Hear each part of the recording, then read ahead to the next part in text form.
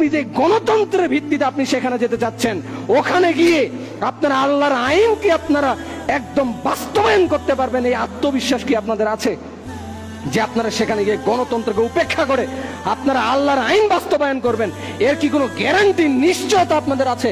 যদি না থাকে তাহলে আপনারাই হচ্ছেন আগামীতে আল্লাহর আইনের বিরুদ্ধে মানব রচিত আইন তৈরি করার কাণ্ডারি। আপনারা এখনই তওবা করেন এবং ওই পথ থেকে ফিরে আসেন এবং জাতির সামনে আপনারা এটাই ব্যক্ত করেন যে আমরা এই সমস্ত গণতান্ত্রিক নিয়ম চাই না, যার মাধ্যম দিয়ে আমরা মানুষকে মানুষের আইন দ্বারা পরিচালিত করব। আমরা যেই খিলাফত মানুষকে, সৃষ্টিকে স্রষ্টার আইনের আদলে পরিচালিত করে, আমরা সেই খিলাফত চাই। এটা আমাদের পক্ষ থেকে মেসেজ। প্রত্যেক যারা মেম্বার অফ পার্লামেন্ট হওয়ার জন্য স্বপ্ন দেখছে তারা এখন থেকেই সচেতন হয়ে যাক।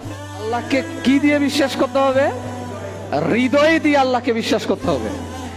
আবার মুখের মধ্যে স্বীকৃতি থাকতে হবে, আমি যেন আশহাদু আল্লা ইলাহা ইল্লাল্লাহ ওয়া আশহাদু আন্না মুহাম্মাদান আবদুহু ওয়া রাসূলুহু, এই স্বীকৃতি আমার মুখের মধ্যেও থাকবে, ঠিক না?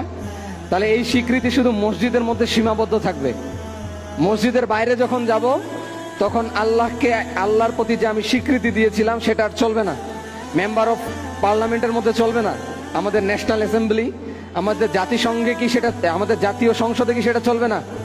বলেন, কথা বলেন। সেখানেও তো আল্লাহ আমার রব, আমি কি আল্লাহকে বিশ্বাস করি? সেখানে যারা সংসদ সদস্য বিগত সময়ে ছিল, সংসদ সদস্য মেম্বার অফ পার্লামেন্ট যারা বিগত সময়ে ছিল, আপনারা খোঁজ নিয়ে দেখেন এদের ম্যাক্সিমাম 1/3 তারও বেশি, 1/3 বেশি সবগুলো মুসলমান ঘরের সন্তান ছিল না?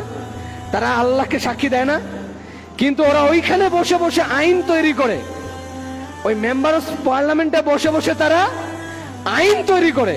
কিন্তু যখন আইন তৈরি করে তখন আল্লাহর আইনকে উপেক্ষা করে তারা নিজেদের আইনকে সেখানে রচনা করে, সারা নিজেদের আইনকে আবিষ্কার করে এবং সেই আইন আমাদের উপর চাপিয়ে দেয় না? তাহলে তারা মুসলমান নামের কলঙ্ক না? হ্যাঁ, আমার ওই এমপি হওয়ার প্রয়োজনই নেই, আমি ওই এমপি হতেই চাই না, আমি ওই মেম্বার অফ পার্লামেন্ট হতেই চাই না। যেই এমপি হওয়ার পরে, যেই মেম্বার অফ পার্লামেন্ট হওয়ার পরে, অর্থাৎ জাতীয় সংসদের সদস্য হওয়ার পরে আমি মুসলমান পরিচয় নিয়ে, আমি কালেমার সাক্ষী দিয়ে ওই জায়গায় বসে বসে আমি গণতন্ত্রের উপর নির্ভর করে আমি মানুষকে আমার রচিত, অর্থাৎ মানুষের রচিত আইন দ্বারা মানুষকে পরিচালনা করব, এই মেন্টালিটি নিয়ে আমি সংসদে বসে, আইন বিভাগে বসে আইন তৈরি করব যেটা আল্লাহর আইনের বিরুদ্ধে।